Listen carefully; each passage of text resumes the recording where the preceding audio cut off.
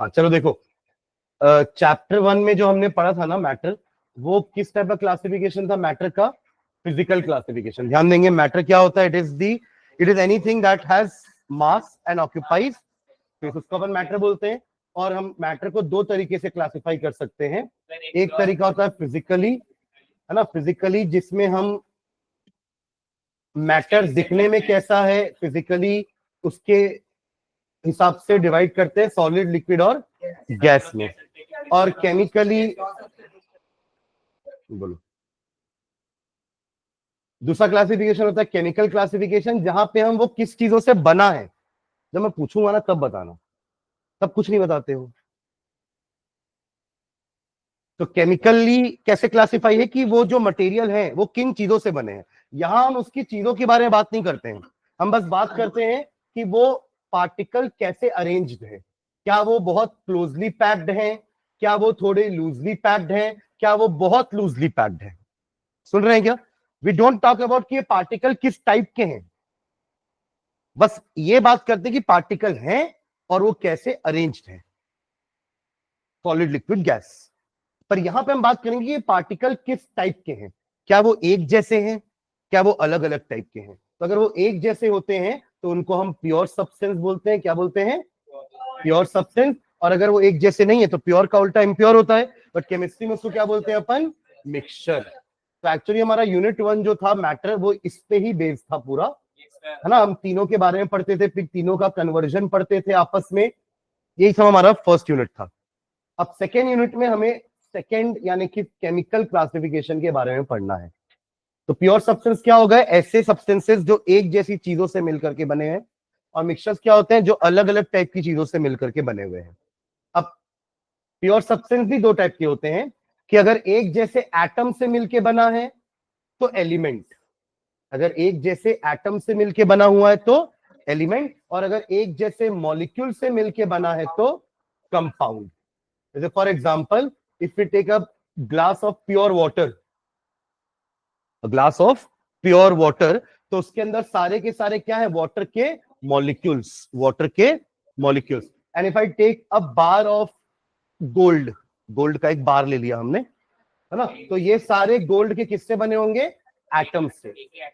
हाँ, एक ही जैसे एटम से।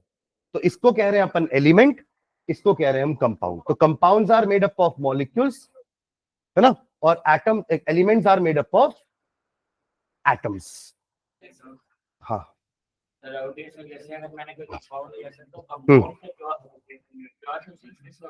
प्योर इसलिए क्योंकि वो एक जैसे चीजों से बना है ना, सारे के सारे मॉलिक्यूल एक जैसे ही हैं। बट मिक्सचर में देखो ऐसा नहीं होता। अपन क्या बोलते हैं? Air is a mixture. तो एयर में हर टाइप के गैसेस प्रेजेंट है। ऑक्सीजन है, कार्बन डाइऑक्साइड है ना, आर्गन है, नाइट्रोजन है, हाइड्रोजन है। ये होता है मिक्सचर। पर वो केमिकली कंबाइंड है ना। देखो एच और दो एच एक ऑक्सीजन के साथ क्या है? केमिकली कंबाइंड है, तो वो एक मॉलिक्यूल बन चुका है। बट यहां क्या हो रहा है? ऑक्सीजन अलग है, H2 अलग है, N2 अलग है, आर्गन अलग है ना, CO2 अलग है, ऊपर से वाटर वेपर भी है एयर में। तो इन सब के मिक्सचर को ही तो एयर बोल रहे हैं ना। और क्वांटिटी फिक्स नहीं है, इसकी क्वांटिटी फिक्स नहीं है, तभी एयर का कोई फॉर्मूला नहीं होता। पर वाटर का तो फॉर्मूला है ना, H2O। वाटर का फॉर्मूला क्या होता है? H2O। ये मेजर डिफरेंस है कंपाउंड और मिक्सचर में, कि दोनों में ही कॉम्बिनेशन होता है एटम्स का, एलिमेंट का, है ना, दोनों में ही एटम का कॉम्बिनेशन होता है। बट फर्क क्या है? यहां पे वो केमिकली कंबाइन हो जाते हैं, जुड़ जाते हैं, बॉन्ड बना लेते हैं, इसलिए उनके फॉर्मूले हैं। बट ये लोग ऐसे जुड़ के कोई नई चीज नहीं बनाते हैं, इसलिए ये क्या है? आपके मिक्सचर्स है और इनका कोई फॉर्मूला नहीं होता है, कोई भी फिक्स प्रपोर्शन नहीं है। आपको जैसे मैं सबको बोल दूं नींबू पानी बनाओ, तो क्या सबका टेस्ट एक जैसा होगा क्या? कोई हो सकता है नींबू ज्यादा डाल देगा, कोई शक्कर ज्यादा डाल देगा, कोई नमक ज्यादा डाल देगा। तो नींबू पानी एक मिक्सचर है। नींबू पानी क्या है? एक मिक्सचर है, जिसमें शक्कर जो आपने डाली, जिसमें आपने जो नमक डाला, सॉल्ट, है ना, जिसमें आपने जो पानी डाला, ये सब क्या है? कंपाउंड्स। ये सब क्या है? कंपाउंड्स। कंपाउंड्स को मिला के मिक्सचर बने।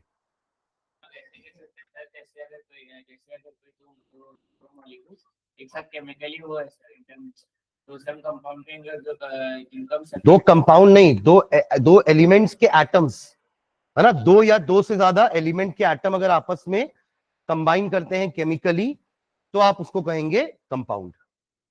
ठीक है, तो क्योंकि दोनों का पहला लाइन सेम है कंपाउंड और मिक्सचर का, combination of elements, combination of elements, but compound में हम क्या बोलेंगे, इन अ फिक्स्ड रेशियो। उनका रेशियो क्या होता है, फिक्स, इनका रेशियो फिक्स नहीं होता है। ये मेजर डिफरेंस है दोनों में। ठीक है, और एटम क्या होते हैं, व्हाट आर एटम्स, ये अपन ने यहां भी पढ़ा था ना। हाँ, मतलब कोई भी क्या बनता है, तो बाकी चीजों में एटम नहीं होते, सिर्फ सॉलिड में होते हैं।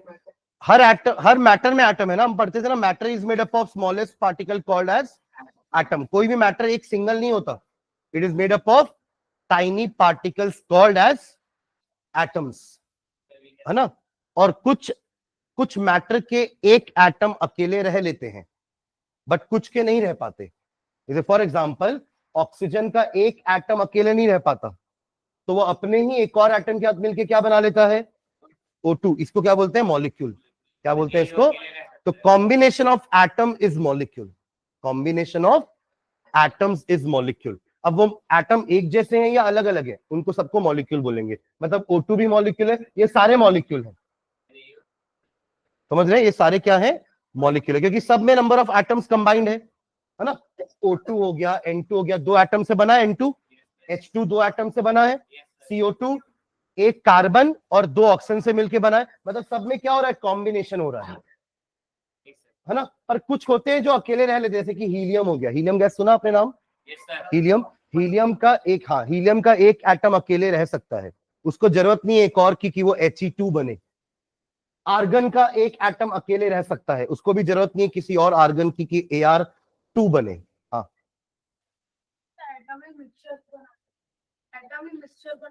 एटम्स, हाँ, मतलब मिक्सचर में भी एटम्स तो होंगे ना, everything is made up of atom, है ना, हर चीज एटम से ही तो बनी है, लेकिन हर चीज मैटर है, and matter is made up of tiny particle called atoms.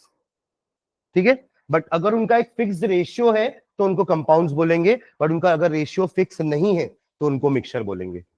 ये सबसे मेजर डिफरेंस है between a compound and a mixture. Fixed ratio होना चाहिए, किसका, एलिमेंट्स का, कि जिन एलिमेंट्स, जो एलिमेंट्स कंबाइन हो रहे हैं, है ना, उनका रेशियो फिक्स है। आप कहीं का भी पानी ले आओ, है ना, उसमें पानी में हमेशा ये रेशियो क्या होगा, फिक्स होगा, ये रेशियो होगा फिक्स। CO2 कहीं से भी ले आओ, उसका रेशियो क्या रहेगा, हमेशा फिक्स। तो रेशियो अगर फिक्स है तो वो कंपाउंड्स हैं, और रेशियो फिक्स नहीं है तो दे आर मिक्सचर्स, और उनका फिर फॉर्मूला भी नहीं होगा। जब रेशियो फिक्स नहीं है तो फॉर्मूला कैसे बना दोगे। ठीक है, तो इसके बारे में अपन को पूरे चैप्टर में पढ़ना है। अब मिक्सचर भी दो टाइप के होते हैं, एक होते हैं होमोजीनियस और दूसरे होते हैं हेट्रोजीनियस। डिपेंड करेगा कि जो हमारा मिक्सचर है वो दिखने में कैसा, यूनिफॉर्म है क्या, थ्रू आउट एक जैसा ही बिहेव कर रहा है ना, तो उसको अपन क्या बोलते हैं, होमोजीनियस।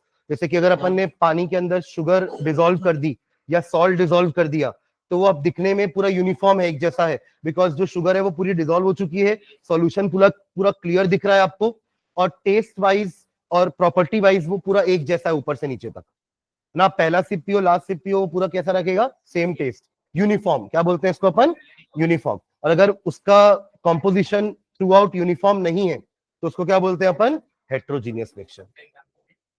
सैंड एंड वाटर बोल लो, चॉक एंड वाटर बोल लो, है ना। इवन मिल्क भी आपके हेट्रोजीनियस मिक्सचर में आता है, क्योंकि वहां पे आपको प्रोटीन के मॉलिक्यूल्स दिखते हैं।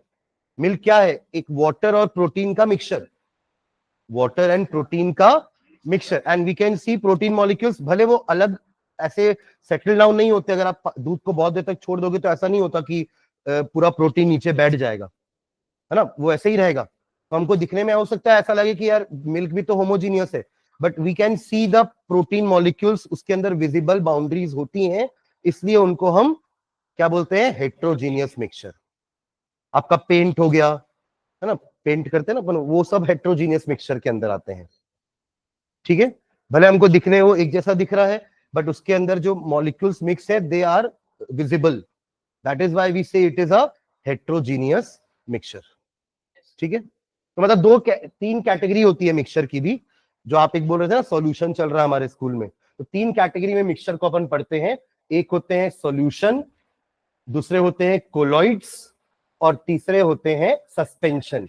ये तीनों का डिवीजन किस पे डिपेंड करता है कि मॉलिक्यूल का साइज कितना है, जो चीज आप डिसॉल्व कर रहे हो उसका साइज कितना है। जैसे हम शक्कर को डिसॉल्व करते हैं तो वो तो पूरी डिसॉल्व हो जाती है, तो हमें दिखती भी नहीं है वो। डिसॉल्व होने के बाद we can not see the sugar molecules, even microscope से भी देखने पर वो शायद ना दिखे, नेकेड आई से तो दूर की बात है। तो उस टाइप के मिक्सचर्स को कहते हैं अपन सॉल्यूशन, जिसमें सॉल्यूट पार्टिकल बहुत छोटे होते हैं। सॉल्यूट क्या होता है? Solute is the particle which we have added. जैसे शुगर सॉल्यूशन में शुगर क्या है? सॉल्यूट, और पानी क्या है? सॉल्वेंट। तो सॉल्यूट और सॉल्वेंट को मिला करके बनता है solution. A solution is a mixture of solute and solvent. तो हम बात कर रहे हैं सॉल्यूट के साइज की। अगर सॉल्यूट का साइज बहुत छोटा है तो सॉल्यूशन बोलेंगे, थोड़ा बड़ा है तो कोलॉइड बोलते हैं, बहुत बड़ा है तो सस्पेंशन बोलते हैं। जैसे मड वाटर, मडी वाटर, वो सस्पेंशन में आएगा। वो किस में आएगा? हमारे सस्पेंशन की कैटेगरी में आ जाएगा, क्योंकि उसके पार्टिकल नीचे सेटल डाउन हो जाते हैं। सैंड वाटर भी आपके सस्पेंशन की कैटेगरी में आ जाएगा। देखिए जब आप सस्पेंशन का में क्या होता है, जब आप उसको छोड़ दोगे ना बिना डिस्टर्ब किए बहुत देर तक, तो उसके सारे पार्टिकल्स नीचे आकर के जमा हो जाएंगे। It will settle down, it will, तो होगा ना चॉक वाटर में, कैसे नहीं होगा? आप चॉक वाटर बहुत देर तक रख दो, सारे चॉक पार्टिकल्स बीइंग हेवियर नीचे आके जम जाएंगे। हाँ वही सेडिमेंटेशन, इसी प्रोसेस को तो अपन सेडिमेंटेशन बोलते हैं ना, कि जो नीचे आके क्या होता है, हाँ मिल्क कोलाइट, क्योंकि उसके पार्टिकल ऐसे सेटल डाउन नहीं होते हैं। सॉल्ट वाटर आपका सॉल्यूशन कहलाएगा। ठीक है, तो पार्टिकल्स का साइज बहुत छोटा है to be seen by naked eye या इवन बाय माइक्रोस्कोप, तो solution. Particle can be seen by microscope, तो colloid, and can be seen by naked eye, suspension, and they settle down. अपन पढ़ेंगे सबकी एक एक करके प्रॉपर्टीज पढ़ेंगे, पर ये सब किसके अंदर आएंगे? मिक्सचर के अंदर, जिसमें सॉल्यूशन आपका होमोजीनियस में आएगा और ये दोनों हेट्रोजीनियस में। तो ये जो है ये ब्रॉडर क्लासिफिकेशन है, ये ब्रॉडर क्लासिफिकेशन है कि दो टाइप के मिक्सचर होते हैं, होमोजीनियस, हेट्रोजीनियस। अगर अपन थोड़ा और डिटेल में जाएं क्लासिफिकेशन के, तो होमोजीनियस वाले को सॉल्यूशन बोलते हैं, और हेट्रोजीनियस और दो टाइप के होते हैं, कोलॉइड एंड सस्पेंशन। ठीक है, तो ये अपन इसमें पढ़ेंगे। क्लियर है ये? ठीक है, तो चलो हैंड डाल लो, चैप्टर का नाम डालो, is matter around us pure.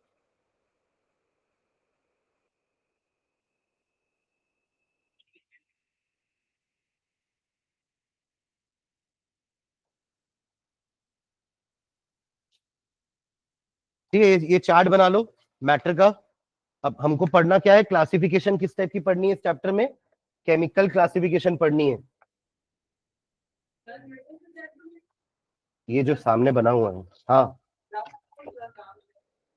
आया भी लेट है, नीचे घूम रहा था, है ना? क्यों घूम रहा था नीचे? तो नीचे घूमेगा, मैच है तो। नीचे क्या कर रहा था पहले ये बता।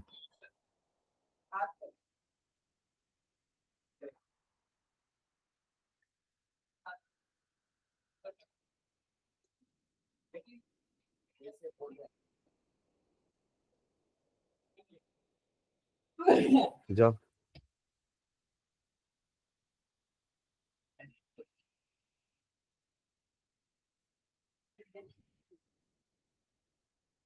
आप लोग ये सारी चीजें लिखना है ना।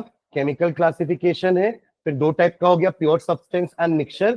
फिर प्योर सब्सटेंस दो टाइप के हो गए, एलिमेंट एंड कंपाउंड। ये सब मत लिखना एटम मॉलिक्यूल क्या लिखा हुआ है, तो मैं आपको डेफिनेशन में लिखवा दूंगा। आप सिर्फ क्लासिफिकेशन करो कि कब केमिकली दो टाइप से हो जाएंगे, pure substance and mixture. Pure substance फिर दो टाइप के, एलिमेंट एंड कंपाउंड। फिर इधर आ जाना, मिक्सचर दो टाइप के, होमोजीनियस एंड हेट्रोजीनियस। बस इतना ही लिखो, बाकी ये सब जो लिखा हुआ है ये सब मत लिखना, है ना? ये अपन अभी जब डेफिनेशन लिखेंगे सब एग्जांपल्स में मैं इंक्लूड करवा दूंगा सारी चीजें, है ना? मॉलिक्यूल क्या होता है, एटम क्या होता है, इसको भी डिफाइन करते हैं अपन।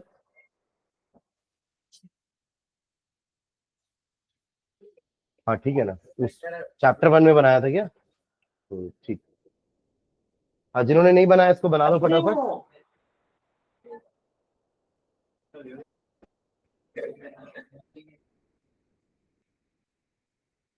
बन गया क्या? नहीं बना है सर। जल्दी बनाओ, फिर प्योर सब्सटेंस का डेफिनेशन लिखते हैं सबसे पहले। प्योर सब्सटेंस सब डाल देना, इसका डेफिनेशन लिखते हैं। प्योर सब्सटेंस का मतलब क्या होता है? क्या चिपका रहे हो? तो काट दो ना, ये सब क्या का?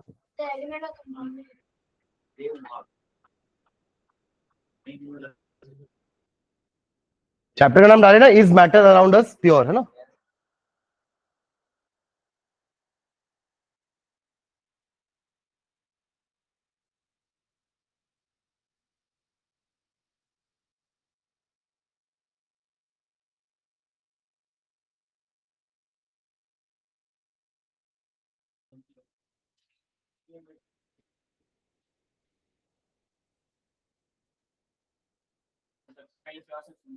हाँ चलो, प्योर सब्सटेंस की डेफिनेशन लिखना। प्योर सब्सटेंस की डेफिनेशन लिखेंगे। A pure substance consist of, a pure substance consists of, a pure substance consists of a single type of particles. Pure substance consists of a single type of particles, a single type of particles, full stop. They are of two types, they are of two types, they are of two types. Hyphen डाल के दोनों एक साथ लिख लो, elements and compounds, elements and compounds, two types, elements and compounds. और किसी भी चीज की प्योरिटी चेक करना है ना, तो उसका melting point, boiling point check कर लो। मतलब वाटर एकदम प्योर है कि नहीं है, आप उसको बॉईल करके चेक कर सकते हो। अगर वो 100 डिग्री पे बॉईल हो गया तो वो प्योर है ना? पर अगर उसके अंदर कुछ मिला हुआ है, लेट्स से अगर थोड़ा सा नमक डाल दिया आपने, है ना, थोड़ा सा शक्कर डाल दी, उसके कारण उसका बॉइलिंग पॉइंट क्या हो जाता है? बढ़ जाता है। तब वो 100 डिग्री में बॉईल नहीं होगा, तब वो हो सकता है शायद 102 103 डिग्री पे बॉईल हो। सुन रहे हैं क्या बोल रहा हूं मैं? मतलब उसका बॉइलिंग पॉइंट क्या हो जाता है? बढ़ जाता है, अगर आप उसके अंदर कुछ इम्प्यूरिटी ऐड किए होते हो तो। This is how we can check the purity of any material, any substance. ठीक है, तो नोट करके एक पॉइंट लिखना, नोट करो साइड में। हाँ बना सकते हैं ना, क्यों नहीं बना सकते? डिस्टिल वाटर होता है ना। हाँ नोट करके हाइफन डाल के लिखो इसमें, नोट करके हाइफन डाल के लिखिए। The purity of a substance can be tested, है ना, किसी भी सब्सटेंस की purity, the purity of the substance can be tested, the purity of the substance can be tested by checking its melting or boiling point, by checking its melting or boiling point, by checking its substance can be tested, the purity of a substance can be tested by checking its melting and boiling point,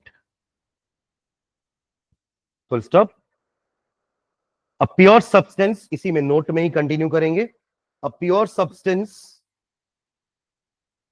a pure substance has a fixed melting and boiling point. A pure substance has fixed melting and boiling point. A pure substance has fixed melting and boiling point. Whereas the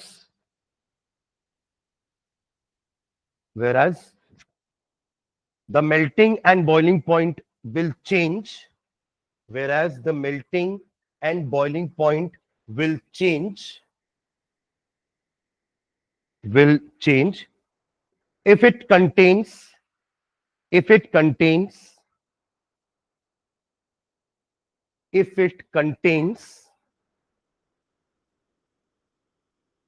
even a tiny amount of, a small amount of, even a small amount of another substance, its melting point and boiling point will change if it contains even a small amount of another substance. अगर उसके अंदर कोई और substance mix कर दिया जाए तो उस पर्टिकुलर सब्सटेंस का melting point boiling point change हो जाएगा. Small amount of another substance. समझ गए ना? तो एग्जांपल के लिए वाटर और वाटर में मिला दो सॉल्ट, किसका बॉइलिंग पॉइंट ज्यादा होगा? वाटर प्लस सॉल्ट का, है ना. और वाटर का बॉइलिंग पॉइंट हमें पता है 100 डिग्री होता है. तो अगर वो 100 डिग्री पे बॉईल कर रहा है मतलब उसके अंदर कोई भी इंप्योरिटी नहीं है, वो डिस्टिल वाटर है, वो प्योर सब्सटेंस है ना. वो कंपाउंड है. क्या है? वो एक कंपाउंड है. और अगर उसके अंदर मैंने नमक, एक चुटकी नमक भी डाल दे तो वो मिक्सचर बन गया है. क्या बन गया? वो मिक्सचर. ठीक है, चलिए नेक्स्ट एक डेफिनेशन लिखेंगे मिक्सचर की. मिक्सचर एक एक करके सबको डिफाइन कर रहे हैं. पहले अपन ने प्योर सब्सटेंस को डिफाइन किया, अब will define mixture. Mixture,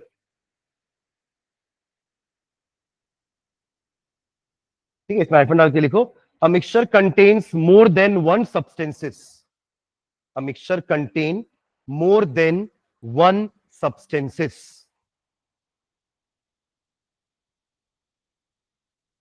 A mixture contains more than one substances, comma देखिए, एलिमेंट्स और compounds.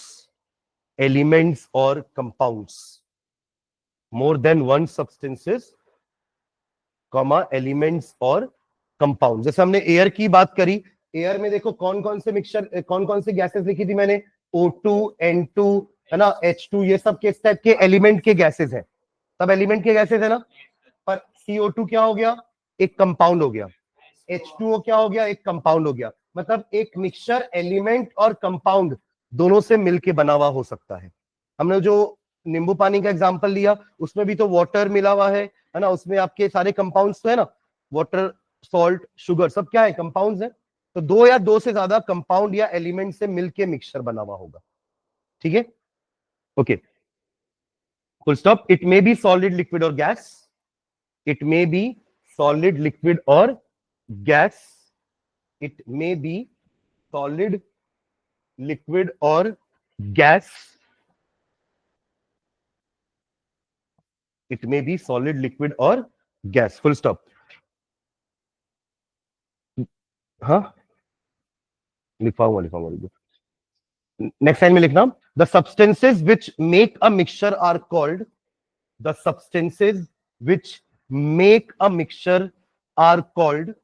The substances which make a mixture, जिन सब्सटेंसेस से मिक्सचर बना हुआ है, the substances which make a mixture are called constituents. क्या बोलते हैं? कॉन्स्टिट्यूएंट्स. या आप कंपोनेंट्स भी बोल सकते हो, और कंपोनेंट्स, और कंपोनेंट्स. ठीक है, the substances which make a mixture are called constituents.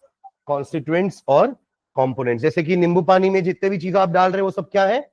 Constituents, है ना. वाटर एक कॉन्स्टिट्यूएंट है, शुगर एक कॉन्स्टिट्यूएंट है, लेमन एक कॉन्स्टिट्यूएंट है. ये सब मिलके क्या बन रहा है? एक मिक्सचर बन रहा है. ठीक है, ओके,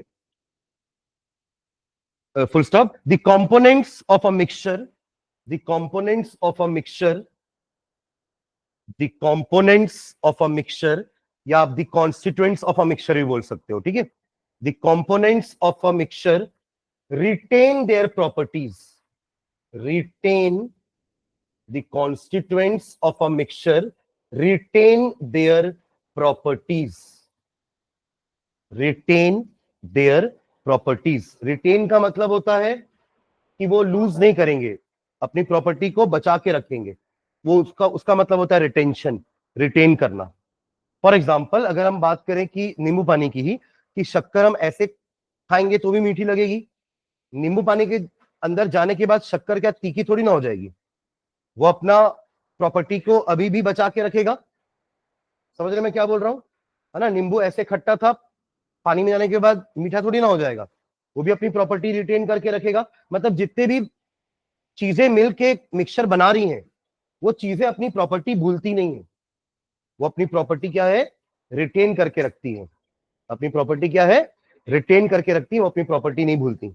पर कंपाउंड में ऐसा नहीं होता, कंपाउंड भी तो चीजों से मिलकर बना है ना, जैसे वाटर भी दो चीजों से मिलकर बना है, क्या क्या, hydrogen and oxygen. Hydrogen and, इसको भी कंपोनेंट्स बोलेंगे, कॉन्स्टिट्यूएंट्स बोलेंगे कंपाउंड के। मिक्सचर जिन चीजों से मिलकर बना है, क्या बोल रहे हो उनको, कॉन्स्टिट्यूएंट्स या कंपोनेंट्स। वैसे ही कंपाउंड जिन चीजों से मिलकर बना उनको भी आप यही बोलोगे, कॉन्स्टिट्यूएंट्स एंड कंपोनेंट्स। बट फर्क क्या है दोनों में, कि मिक्सचर में वो कॉन्स्टिट्यूएंट्स अपनी प्रॉपर्टी भूलते नहीं है, रिटेन करके रखते हैं, पर कंपाउंड्स में वो अपनी प्रॉपर्टी भूल जाते हैं।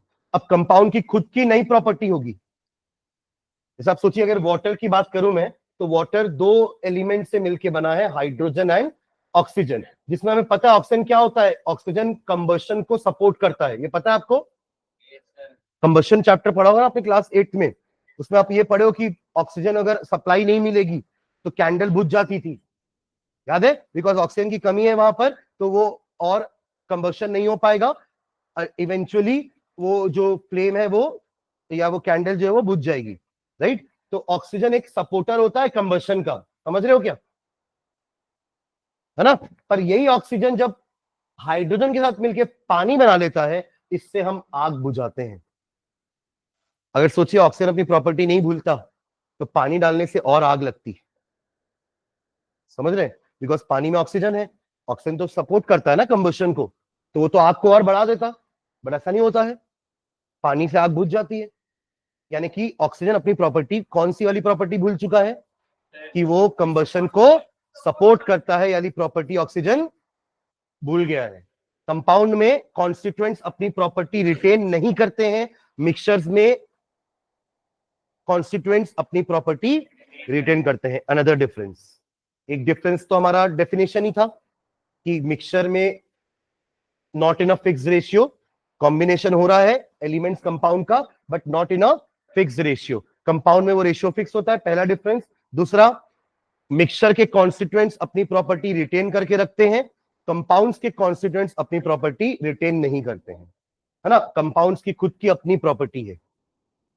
Am I clear? अब ये मैं भूल जाते हैं लिखा, तो वहां लिखना नहीं कि they forget their property, answer में सुन रहे हैं क्या, they do not retain their property. अभी ये भूल जाते हैं बोला ना, तो मुझे याद आया कि ये लिख सकता है कॉपी में कि constituents of the compounds forgets their property. वो आदमी थोड़ा ना है कि भूल जाएंगे, हम होमवर्क नहीं करके आए आज, सर भूल गए, है ना। तो दे रिटेन या दे डू नॉट रिटेन, ये वर्ड यूज करेंगे, फॉरगेट वर्ड यूज नहीं करेंगे, समझ रहे हैं क्या। वो मैं आप लोगों को समझाने के लिए वर्ड यूज किया हूं कि वो अपनी प्रॉपर्टी भूल जाते हैं, जैसे आप लोग भूल जाते हो चीजें, ठीक है। हाँ चलो समझिए ये पॉइंट, कि the constituents of a mixture retain their properties, ठीक है, ठीक, फुल स्टॉप। एक लाइन और लिखना, a mixture can be separated by, a mixture can be separated by, a mixture can be separated by physical methods, can be separated by physical methods into its two or more pure substances, into its two or more pure substances, into its two or more pure substances, into its two or more pure substances। कहने का मतलब mixture जिन चीजों से बना है ना, हम उनको अलग अलग कर सकते हैं, वो भी फिजिकली, फिजिकल मेथड से ही। जैसे आपकी जो आप जो चाय बनाते हो वो भी तो एक मिक्सचर है ना, आपने उसमें दूध डाला, आपने उसमें चीनी डाली, आपने उसमें चाय पत्ती डाली, लास्ट में आप क्या करते हो, चाय पत्ती को अलग करने के लिए छान देते हो, इससे आपने चाय को चाय पत्ती से अलग कर दिया। तो इस तरीके से आपने अलग किया ना, फिल्ट्रेशन एक प्रोसेस था जिसको यूज करके आपने चाय को चाय पत्ती से अलग कर दिया। ऐसा हम मिक्सचर्स में कर सकते हैं कि उनके कॉन्स्टिट्यूएंट्स को अलग अलग किया जा सकता है फिजिकल मेथड से। बट एक कंपाउंड को हम फिजिकली पानी को छान करके H2 और O2 में नहीं तोड़ सकते, सुन रहे हैं क्या। उसके लिए आपको वाटर को केमिकली कुछ इलेक्ट्रिसिटी प्रोवाइड करनी पड़ेगी, तब जाकर के वो H2O जो है H2 और O2 में ब्रेक होगा वापस से। तो वहां आपको केमिकल मीन्स चाहिए, केमिकल मेथड से आप एक कंपाउंड को अपने प्योर सब्सटेंसेस में तोड़ेंगे जिससे वो बना है। बट मिक्सचर जिन चीजों से मिलके बना है ना, उनको हम सेपरेट कर सकते हैं। जैसे आपने नमक में अगर पानी में अगर नमक घोल दिया है, पानी में अगर आपने नमक घुल जाए तो घुल चुका है, पर उसको आप इवेपोरेट करके, है ना, पानी उड़ जाएगा, नमक रह जाएगा, क्योंकि नमक का इवेपोरेशन नहीं होता है, नमक इवेपोरेट नहीं होता। ये हम नॉर्मली अपने भी डे टू डे लाइफ में ऑब्जर्व करते हैं कि जब हमें पसीना आता है ना, तो पसीना आया, फैन चलाया, एसी चलाया, तो पसीना तो उड़ गया, इवेपोरेट हो गया, बट यहाँ पे वो सॉल्ट पार्टिकल्स रह जाते हैं, है ना। That is what is meant कि पानी उड़ गया, पानी इवेपोरेट हो गया, बट जो हमारा सॉल्ट होता है वो नॉन वोलेटाइल होता है, यानी कि उसका इवेपोरेशन नहीं हो सकता। ऐसे ही तो समंदर के पानी से पानी को अलग करते हैं, नमक को अलग करते हैं। आप ऐसे खारा पानी तो नहीं पी सकते ना, तो उसको अपन उससे सॉल्ट रिमूव करना जरूरी है, तो आप इवेपोरेशन करवा करके सॉल्ट रिमूव कर सकते हो उस पानी का, and you can make that water fit for drinking, क्योंकि आप उस पानी को नहीं पी सकते, बहुत खारा पानी है वो। तो उसको पर हमारा जो जितना भी पानी है अर्थ में, उसका मेजर क्वांटिटी तो समंदर में ही है, तो उसको अलग करने के लिए हम इवेपोरेशन प्रोसेस करके सॉल्ट और वाटर को अलग अलग करते हैं। उससे अब आप बोलो कि सर सॉल्ट फॉर्मेशन भी हो रहा है और उससे प्योर वाटर भी बन रहा है, दोनों फायदे हैं। समझ रहे हैं क्या? ठीक है, चलो उसको नेक्स्ट क्लास में कंटिन्यू करते हैं। Thank you. कल के लिए टेस्ट के लिए आप 10:30 को आएंगे, है ना? हाँ।